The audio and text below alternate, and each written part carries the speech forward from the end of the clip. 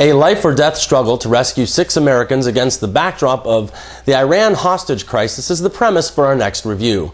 Hello there to everyone in the land of cyberspace. I am movie critic Nick Yacobucci, as always for the website RealScreenReviews.com, and new to the website and YouTube channel We Live Film. And our next movie review is for the movie Argo. This political drama and thriller opened nationwide on September 14th, 2012, and it stars Ben Affleck, Bryan Cranston, John Goodman, and Academy Award winner Alan Arkin. This film comes to us from director Ben Affleck, the director of 2 exceptional films in The Town and Gone Baby Gone. He now steps into the director's chair for the 3rd time to bring to life an original story based on true events published in a Wired magazine article entitled "How the CIA Used a Fake Science Fiction Flick to Rescue Americans from Tehran." This tale tells of how the CIA enlisted the help of Hollywood in order to save the lives of 6 hostages during the 1979 Tehran conflict. Now, all of this was unknown to the American public for many decades, but on November 4th, 1979, the revolution of Iran reached the height of its conflict and the United States Embassy was stormed and taken over. During all of the anarchy of the revolutionists, 6 Americans accomplished the unlikely goal of escaping. Now, they find asylum at the home of another ambassador, but know that their time is soon running out. They do, however, manage to get in contact with the Central Intelligence Agency, who then hatches a very unorthodox plan for getting the Americans safely home.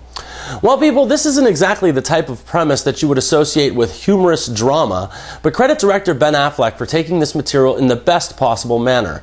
He started out with Gone Baby Gone, which was a great debut, and then went on to make the even grittier The Town, and now he goes even a bit further, blending solid drama with smooth storytelling.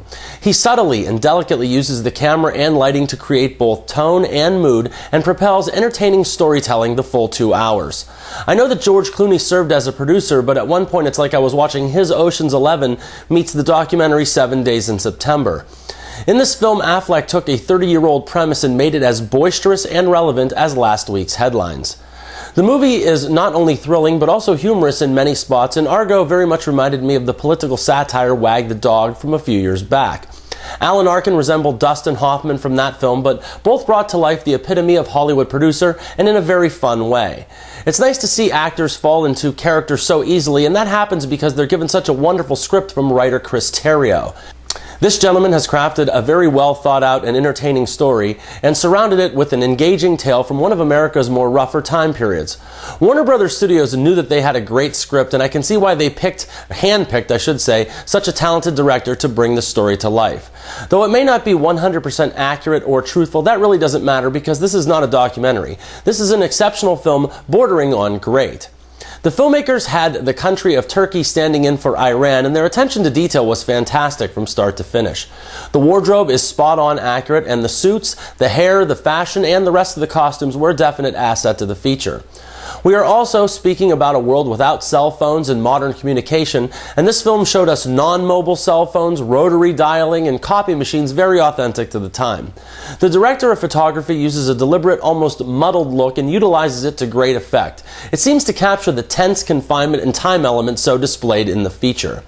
Ben Affleck is strong and solid in front of the camera, but I wasn't blown away by him. He is well above average, but if he's hoping for an Academy Award nomination, he'd be better off looking in the director's category. As I said before, Bryan Cranston should be in every movie released, and he adds something to every feature in which he appears. Victor Garber was entertaining as always, and unrelenting and vigorous in keeping the film moving from another angle altogether. Alan Arkin and John Goodman add humor and dimension as Lester and John, people straight out of Hollywood land, actually. Both performances add something to the feature, and their lines are written and delivered beautifully. They very much encompass Hollywood personalities, and I love it when Arkin says something to the tune of, like, if I'm going to make a fake movie, it's going to be a fake hit. I mean, all the attitude, the Hollywood attitude's all right there. At 2 hours, Argo didn't feel anywhere near that long, and it is the definition of a movie that got more interesting as it played out. These are the types of movies that you love going to see because the further you get into the movie, the further you get involved in the story, the characters, and the intrigue.